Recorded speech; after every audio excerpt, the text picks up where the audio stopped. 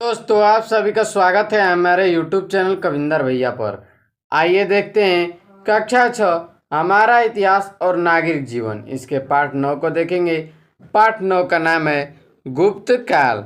चलिए देखते हैं। प्रश्न नंबर 1 दिया हुआ है, गुप्त वंश के शासकों ने कितने वर्षों तक शासन किया? तो इसका उत्तर हो जाएगा, गुप्त वंश के शासकों ने लगभग 200 वर्षों तक शासन किया। आगे देखते हैं। प्रश्न नंबर 2 दिया हुआ है, समुद्रगुप्त के विजय अभियान को किसने लिखा? तो इसका उत्तर हो जाएगा, समुद्रगुप्त के विजय अभियान को उसके दरबारी कवि हरिसेन ने इलाहाबाद के अशोक स्तंभ पर खुदवाया, यानी कि वहीं जिसे प्रयाग प्रस्थित के नाम से जाना जाता है। आगे देख लेते हैं। आगे दिया हुआ है प्रश्न नंबर 3, गुप्त काल में कला एवं विज्ञान की उन्नति का उल्लेख कीजिए। तो चलिए इसका उत्तर देखते हैं। गुप्त काल में कला के क्षेत्र में भारत ने बहुत उन्नति की, यानी गुप्त काल में जो भारत है उसने बहुत ही उन्नति किया। अनेक देवी देवताओं की मूर्तियाँ तथा मंदिर बनाए गए। गुप्त काल में अनेक देवी देवताओं के मंदिर बनाए गए या मूर्तियाँ भी बनाई गई। वे मंदिर अजंता और एलोरा की तरह पहाड़ियों को काटकर नहीं बनाए गए थे, बल्कि इन्हें ईंटें और पत्थर जैसी चीज़ों से बनाया गया था। यानी कि वे जो मंदिर थे वे अजंता तथा एलोरा जैसी पहाड़ियों को काट कर नहीं बनाया गया था, वो ईंटों से और पत्थरों से मूर्तियाँ और मंदिर बनाया गया था। बौद्ध विहारों में भी सुंदर मूर्तियों का निर्माण हुआ, यानी जो बौद्ध विहार है वहाँ पर भी सुंदर मूर्तियों का निर्माण हुआ। गुप्त काल में वाराणसी के निकट सारनाथ में एक विशाल बौद्ध विहार था। यहाँ से बुद्ध के प्रस्तर मूर्ति मिली। बौद्ध विहारों और हिंदू मंदिरों को अनेक सुंदर चित्रों से सजाया गया। बौद्ध विहारों की चित्रकला उच्च कोटि की थी, यानी कि जो बौद्ध विहार की चित्रकला थी वो उच्च कोटि की थी। चित्र इतने उत्तम थे कि उन्हें देखकर ऐसा लगता था कि जैसे आज ही बने हों। देखिए, चित्र इतना अच्छा बना हुआ था जिसे देखकर लगता था कि ये चित्र आज ही बनाए गए हैं। देखते हैं आगे। गुप्त काल में विज्ञान के क्षेत्र में काफ़ी उन्नति हुई। आर्यभट्ट और वारामिहिर इस काल के प्रसिद्ध वैज्ञानिक थे। दोनों ही ज्योतिष तथा गणित में प्रवीण थे।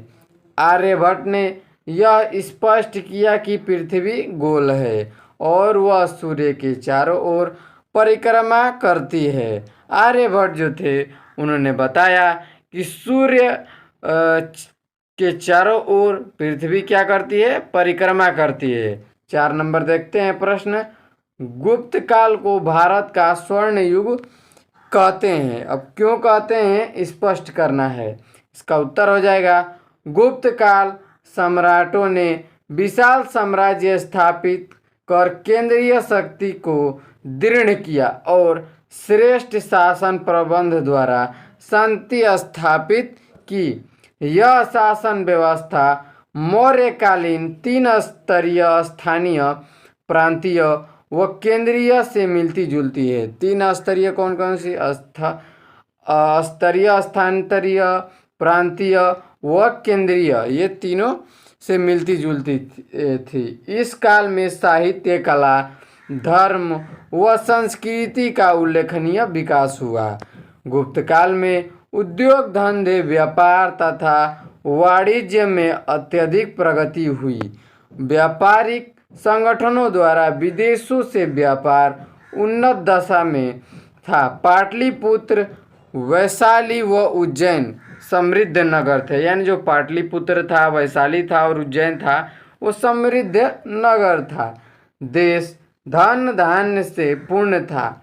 इस कारण गुप्त काल को स्वर्ण युग कहा गया है, यानी कि जो हमारा भारत देश था वह धन से कमी नहीं थी और वह पूर्ण था। इसी कारण इसको क्या कहा गया है? इसी के कारण इसको स्वर्ण युग कह दिया गया है। देखते हैं 5 नंबर प्रश्न। फयान कौन था? उसे तत्कालीन भारत के विषय में क्या लिखा? यानी उसने तत्कालीन भारत के विषय में क्या लिखा और फयान कौन था ये बताना है। इसका उत्तर हो जाएगा फयान एक चीनी यात्री था जो 399 ईस्वी में बौद्ध धर्म का ज्ञान प्राप्त करने के लिए चीन से रवाना हुआ। गोबी रेगिस्तान और मध्य एशिया को पार करके भारत पहुंचा। यानी कि जो फयान था वो गोबी रेगिस्तान और जो कि चीन यात्री था, ठीक ना, वो मध्य एशिया और गोबी रेगिस्तान को पार करके भारत पहुंचा। उसने तत्कालीन का मतलब गुप्तकालीन भारतीय समाज के बारे में लिखा है कि समाज की कई जातियां, यह समाज कई जातियों में बटा हुआ है। समाज जो था कई जातियों में बटा हुआ था। सभी जातियों के लोग मिलजुल कर रहते हैं। यानी कि अनेक जातियां होने के बावजूद भी सभी लोग मिलजुल के रहते थे। नगरों में अछूत वर्गों से लोग घृणा करते थे। यानी कि जो अछूत लोग थे उनसे लोग घृणा करते थे। उन्हें बाकी नगर से दूर जाकर रहना पड़ता था। यानी कि जो अछूत लोग थे वो नगर में नहीं रहते थे, वो दूर रहते थे। उच्च जातीय के लोग उनकी ओर देखना भी ठीक नहीं समझते थे। यानी कि जो उच्च जाति के लोग थे उनकी ओर देखना भी उनको अच्छा नहीं लगता था, वो ठीक नहीं समझते थे।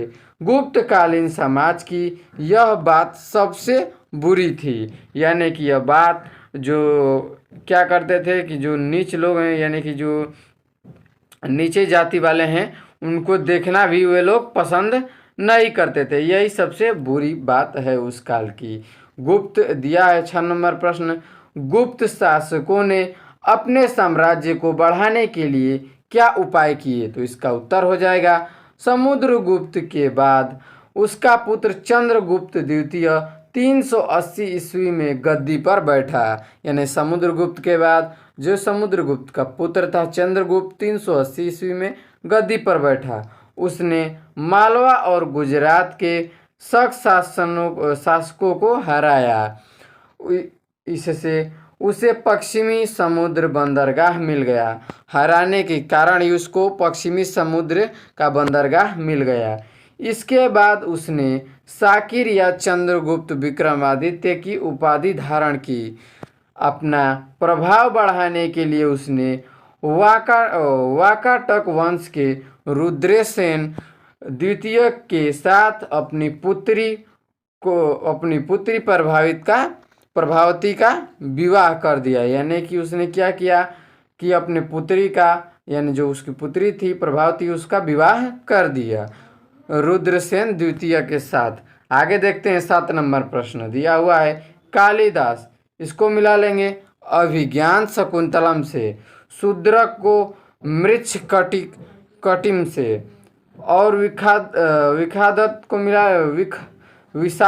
को मिला लेंगे मुद्रा राक्षस से। आगे देखते हैं वारामिहिर को मिला लेंगे गुरुत्वाकर्षण से और आर्यभट्ट पृथ्वी सूर्य का चक्कर लगाती है, उन्होंने यह बताया था। देखते हैं 8 नंबर प्रश्न रिक्त स्थानों की पूर्ति कीजिए। का नंबर दिया है भारत का नेपोलियन कहा जाता है। यानी किसे कहा जाता है? तो समुद्रगुप्त को।